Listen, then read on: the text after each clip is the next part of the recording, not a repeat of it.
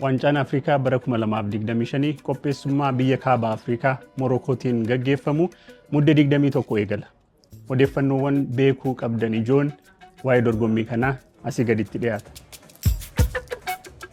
Taphni baniinsaa magaalaa guddoo biyyattii Rabaat keessatti istaadiyoomii guddicha mootii Moolaay Abdallah kan daawwattoota 69,000 ol qabatu keessatti Komoros waliin gaggeeffama.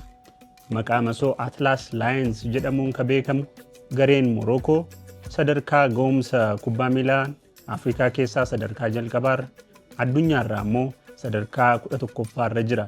Ammoo erga bara 1976 Afkoon mo'ateen beeku.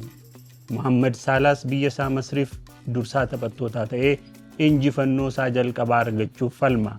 Saalaan bara 2017 fi 2021 xumuraaf gahee mo'ameera. Masrii waliin waancaa kana hin injifanne.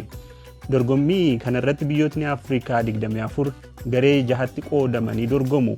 Garee A Morokoo, Maalii, Zaambiyaa, Komoros, garee B Masrii, Afrikaa Kibbaa, Angoolaa fi Zimbaabuwee, garee C Naayijeeriyaa, Tuniiziyaa, Yugaandaa fi Taanzaaniyaa, garee D Senegaal, Dimokiraatik Riippaabilik Koongoo, Beeniinii fi Bootswaanaa, garee E Aljeeriyaa, Burkina Faasoo, Ikwaatooriyal Giinii fi Sudaan, garee F ammoo Ivory Coast, Kaameroon, Gaabonii fi Moozaambiik of keessaa qaba.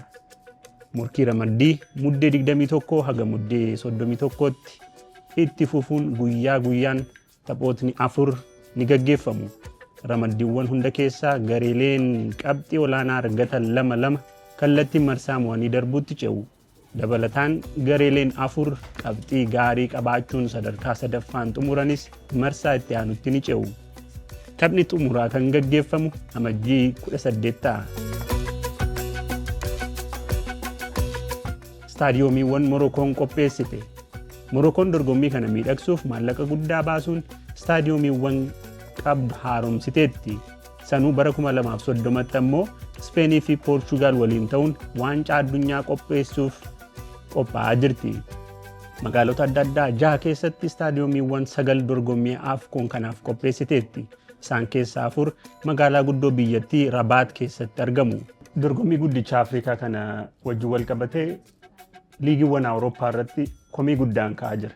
Innis taphattoota yeroodhaan gadhiisuu dhabuu wajjin wal qabata. Afkoon wayita dorgommiin liigota Awurooppaa cimuutti kan gaggeeffamu ta'uu isaarraa ka'ee kilabootni taphattootni gara garee biyyaalessaa isaaniitti akka galan yeroo inni itti gadhiisan mormii kaaseera.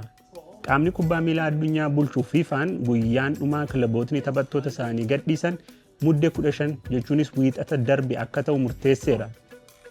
Dorgommichi eegaluuf guyyaan 6 yeroo hafu jechuudha. Leenjisaan garee biyyaalessaa Maalii garuu murtee kanaan qophiidhaaf balaafamaadha jedheera. Namni Awurooppaa jiru marti dorgommii Afkoon barbaachisaa miti jedhee yaada. Kun immoo rakkoo kabaja dhoowwachuuti na aarsaa jedheera. Kilabootni gariin garee biyyaalessaa wajjin mari'achuun taphattoota tursiisuuf yaalanis jiru. Fakkeenyaaf morkii Pirimeer Liigii Ingiliz torbee 16ffaan wiixata galgala Manchester United Bournemouth waliin morkate. Sababa kanaatti jifataan Kaameruun Mbumo, lammiin Ivory Coast Amad Diallo fi Morokoo Mazraoui sa'aatii 24 barfatanii garee isaaniitti makaman. Eenyufaatu waancaa kanaaf eegama? Keessummeessituun dorgommii kanaa Morokoon waancaa kana ni injifatte tilmaama jedhu isa olaanaa argatteetti. Morokoon taphoota idil addunyaa gaggeessite walitti aanu 18 irratti hin injifatamne. Kunis riikardii addunyaati. Morkii ji'oota 20f goote keessatti goolii 50 galchitee kan itti galee 4 qofa. Shaampiyoonaan bara 2021 Senegaal biyya biraa waancaaf abdatamtudha. Gareen kun ji'a darbe tapha michoomaan Biraaziiliin mo'amus itti aanee garuu Keeniyaa 8-0 injifateera. Aljeeriyaa, Masrii fi Ivory Coast hunduu gulaalli waancaa addunyaa irratti hin injifatamne. Ammoo wanti dagatamuu hin qabne dorgommii waancaa Afrikaa 8 darban irratti kan injifate biyyoota adda addaa 7dha.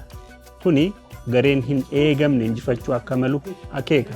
Drogbaati haga Saalaatti taphattootni Afrikaa maqaa guddaa Afkoon hin injifanne jiru. Eenyu fa'i? Seenaa keessatti taphattootni Afrikaa maqaa guddaa waancaa Afrikaa hin injifanne jiru. Mohamed Salah Masrii wajjin bara 2017 fi 2021 xumuraaf ga'ee injifatameera. Ammoo bara 2017 fi 2018 taphataa cimaa Afrikaa jedhamee filatameera. Didier Drogbaan bara 2006 Masrii waliin xumuraaf ga'ee peenaalitii galchuu dadhabee injifatameera. Ergasii gareensaa ka xumuraaf ga'ee bara 2012 ture. Yeroosis peenaalitii galchuu dhabee Zaambiyaatiin injifatameera. Bara 2014 inni sooroma bahee ji'oota keessatti dorgommii gaggeeffameen biyyi isaa Ivory Coast Gaanaa injifattee waancaa argatteetti. George Weah, Nwankwo Kanu, Michael Essien taphattoota waancaa Afrikaa hin injifanne keessaati. Isin garee kam deeggartu? Waancaa kana eenyu injifata? Waliin ilaalla.